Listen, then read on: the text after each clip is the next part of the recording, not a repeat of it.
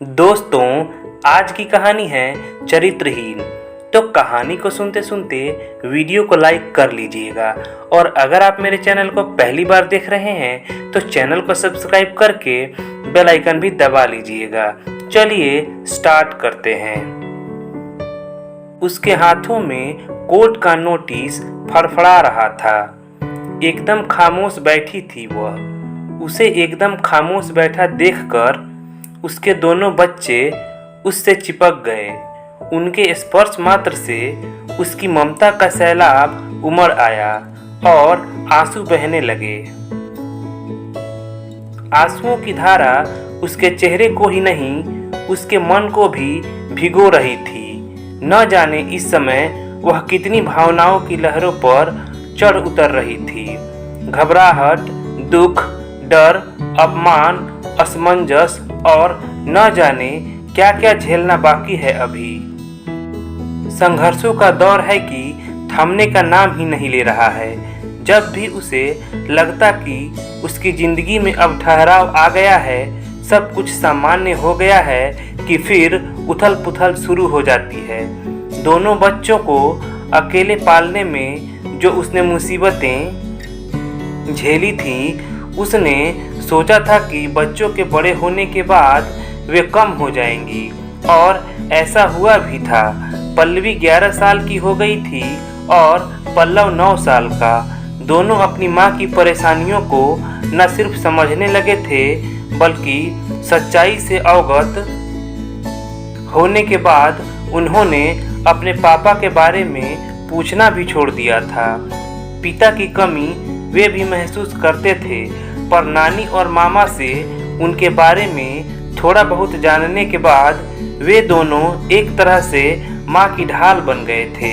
वह नहीं चाहती थी कि उसके बच्चों को अपने पापा का पूरा सच मालूम हो, इसलिए कभी विस्तार से इस बारे में बात नहीं की थी।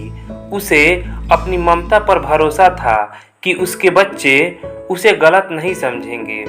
कागज पर लिखे शब्द मानो शोर बनकर उसके आसपास चक्कर लगा रहे थे।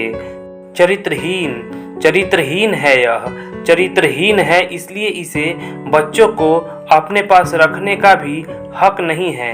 ऐसी स्त्री के पास बच्चे सुरक्षित कैसे रह सकते हैं? उन्हें अच्छे संस्कार कैसे मिल सकते हैं?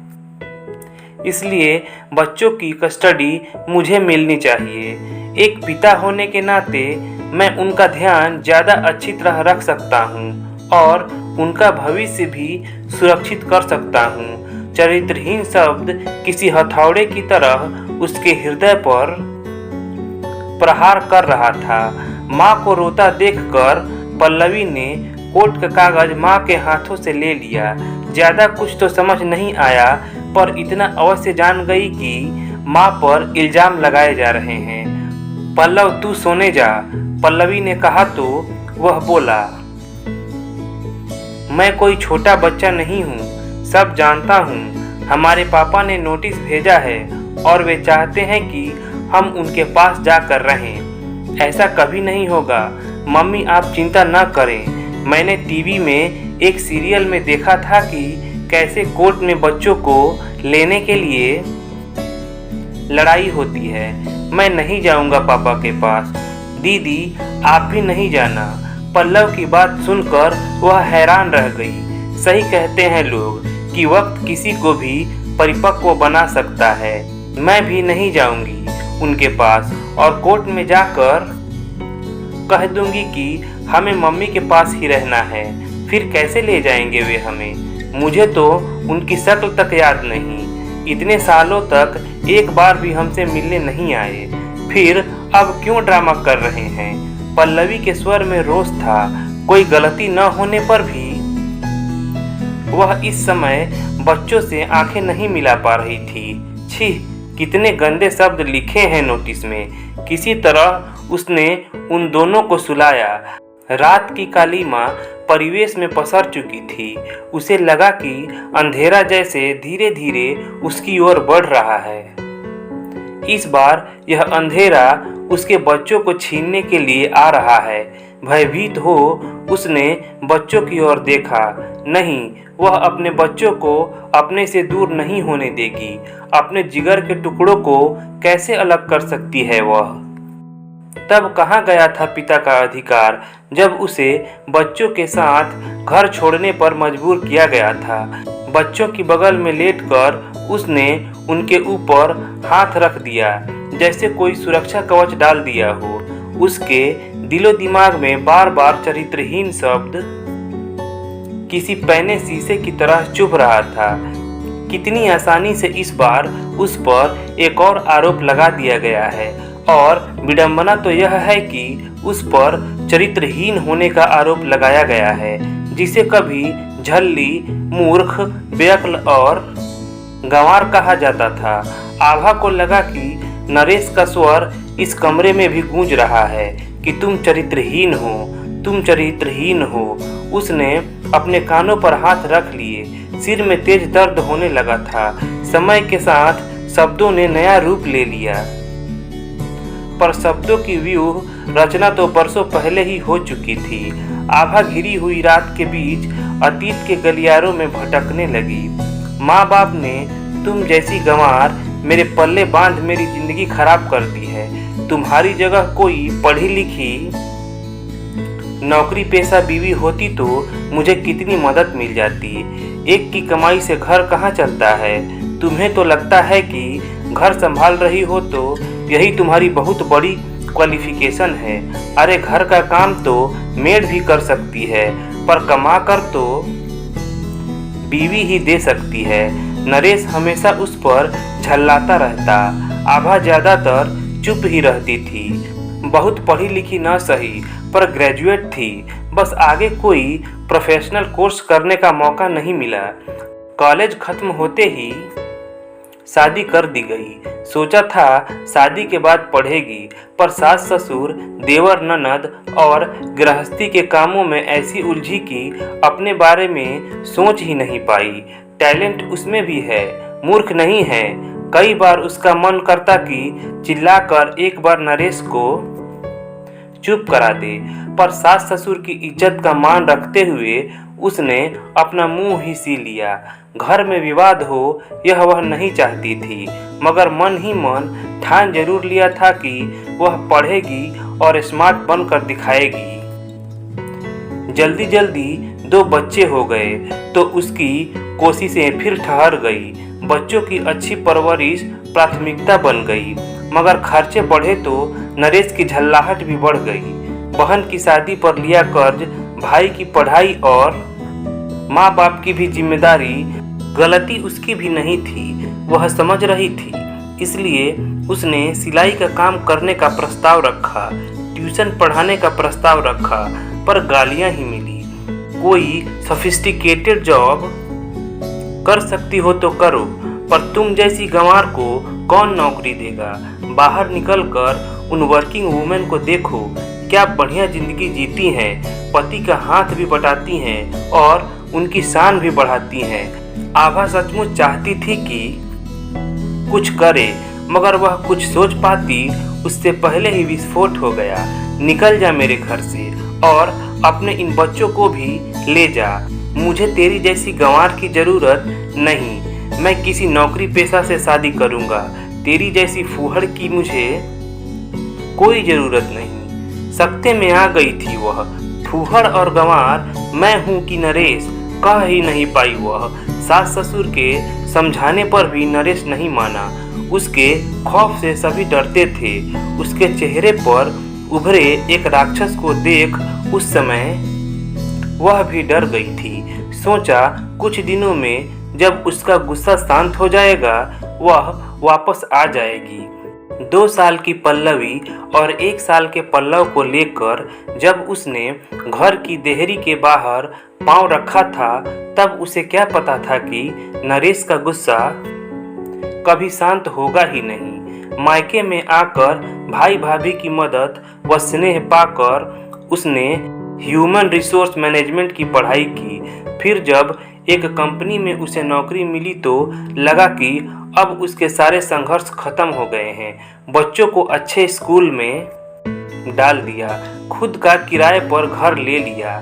इतने सालों बाद फिर से यह झंझट कहाँ से आ गया।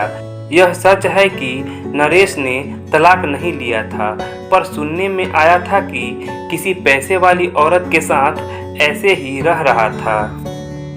सास ससुर गांव चले गए थे और देवर अपना घर बसाकर दूसरे शहर में चला गया था। फिर अब बच्चे क्यों चाहिए उसे। वह इस बार हार नहीं मानेगी।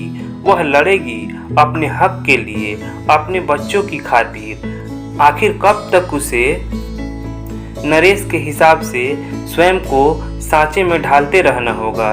उसे अपने अस्तित्व की लड़ाई तो लड़नी ही होगी। आखिर कैसे वह जब चाहे जैसा मर्जी इल्जाम लगा सकता है, और फिर किस हक से अब वह तलाक लेगी नरेश से। अदालत में जज के सामने खड़ी थी आभा। मैं अपने बच्चों को किसी भी हालत में इसे नहीं सौंप सकती हूँ। मेरे बच्चे सिर्फ मेरे हैं। पिता का कोई दायित्व कब निभाया है इस आदमी ने। तुम्हारी जैसी महत्वाकांक्षी, रातों को देर तक बाहर रहने वाली, जरूरत से ज़्यादा स्मार्ट और मॉडर्न औरत के साथ बच्चे कैसे सुरक्षित रह सकते हैं। पुरुष के साथ मीटिंग के बहाने बाहर जाती है, उनसे हंस हंस कर बातें करती है। मैंने इसे छोड़ दिया तो क्या यह अब किसी भी आदमी के साथ घूमने के लिए आज़ाद है जज साहब। मैं इसे अभी भी माफ़ करने को तैयार हूँ। यह चाहे तो वापस आ सकती है। मैं इसे अपना लूँगा। नहीं, कभी नहीं। तुम इसलिए मुझे अपनाना चाहते हो ना क्योंकि मैं अब कमाती हूँ। तुम्हें उस अमीर औरत ने बेइज्जत करके बाहर निकाल दिया है और तुम चाहते हो कि मैं तुम्हें कमा कर खिलाऊं। नरेश, मैं तुम्हारे हाथों की कठपुतली बनने को तैयार नहीं हूँ और न ही तुम्हें बच्चों की कस्टडी दूंगी। हाँ, तुमसे तलाक जरूर लूंगी। जज साहब, अगर बच्चों को अच्छी जिंदगी देने के लिए मेहनत कर पैसा कमाना चरित्रहीनता की निशानी है तो मैं चरित्रहीन हूँ। जब मैं घर की देहरी के अंदर खुश थी तो मुझे गंवार कहा गया। जब मैंने घर की देहरी के बाहर पांव रखा तो मैं चरित्रहीन हो गई। आखिर यह कैसी पुरुष मानसिकता है। अपने हिसाब से तोड़ती मरोड़ती रहती है औरत के अस्तित्व को, उसकी भावनाओं को अपने दंभ के नीचे कुचलती रहती है। मुझे बताइए, मैं चरित्रहीन हूँ या नरेश जैसा पुरुष। आभा के आंसू बांध तोड़ने को आतुर हो उठे थे, पर उसने खुद को मजबूती से संभाला। मैं तुम्हें तलाक देने को तैयार नहीं हूँ। तुम भिजवा दो तलाक का नोटिस। चक्कर लगाती रहना फिर अदालत के। बरसों तक नरेश फुफकारा था। केस चलता जा रहा था। पल्लवी और पल्लव को आभा को न चाहते हुए भी केस में घसीटना पड़ा। जज ने कहा कि बच्चे इतने बड़े हैं कि उनसे पूछना जरूरी है कि वे किसके साथ रहना चाहते हैं। हम इस आदमी को जानते तक नहीं हैं। आज पहली बार देख रहे हैं, फिर इनके साथ कैसे जा सकते हैं। हम अपनी माँ के साथ ही रहेंगे। अदालत में 2 साल तक केस चलने के बाद जज साहब ने फैसला सुनाया। नरेश को बच्चों की कस्टडी नहीं मिल सकती और आभा पर मानसिक रूप से अत्याचार करने व उसकी इज्जत पर कीचड़ उछालने के जुर्म में उस पर मानहानि का मुकदमा चलाया जाए। ऐसी घृणित सोच वाले पुरुष ही औरत की अस्मिता को लहूलुहान करते हैं और समाज में उसे सम्मान दिलाने के बजाय उसके सम्मान को तार तार कर जीवन में आगे बढ़ने से रोकते हैं। आभा को परेशान करने के एवज में नरेश को उन्हें 5 लाख का हर्जाना भी देना होगा। आभा ने नरेश के आगे तलाक के पेपर रख दिए।